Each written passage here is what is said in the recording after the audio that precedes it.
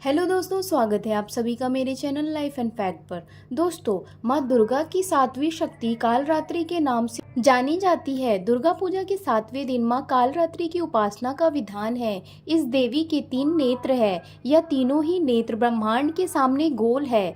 इनकी सांसों से अग्नि निकलती रहती है। यह गंधर्व की सवारी करती है। बाईं तरफ के ऊपर वाले हाथ में लोहे का कांटा तथा नीचे वाले हाथ में खड्ग है। इनका रूप भले ही भयंकर हो, लेकिन यह सदैव शुभ फल देने वाली है, इसलिए यह शुभमकरी भी कहलाती है। अर्थात इनसे भक्तों को किसी भी प्रकार के भयभीत का आतंकित होने की कतई आवश्यकता नहीं।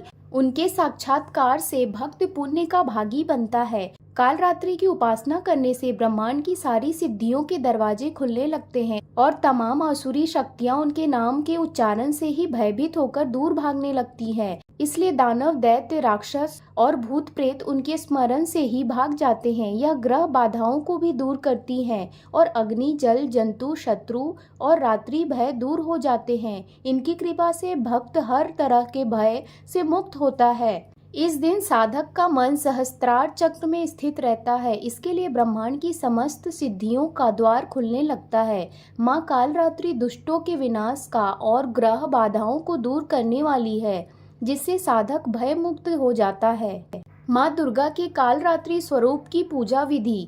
दुर्गा पूजा में सप्तमी तिथि का काफी महत्व बताया गया है। इस दिन से भक्त जनों के लिए देवी माँ का दरवाजा खुल जाता है और भक्तगण पूजा स्थलों पर देवी के दर्शन हेतु पूजा स्थल पर जुटने लगते हैं। सर्वप्रथम कलश और उसमें उपस्थित देवी देवता की पूजन करें। इसके पश्चात माता कालरात्रि जी की पूजा की जाती है। पूजा की विधि शुरू करने पर हाथों में फूल लेकर देवी को प्रणाम कर देवी के मंत्र का ध्यान किया जाता है।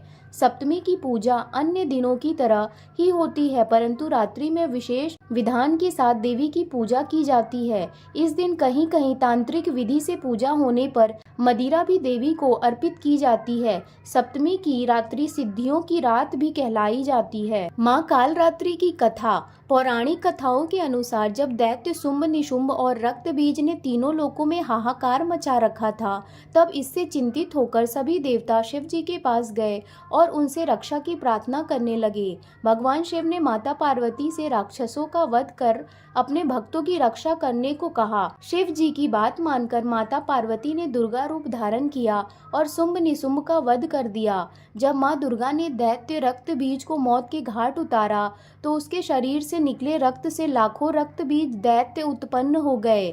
इसे देख दुर्गा ने अपने तेज से कालरात्रि को उत्पन्न किया।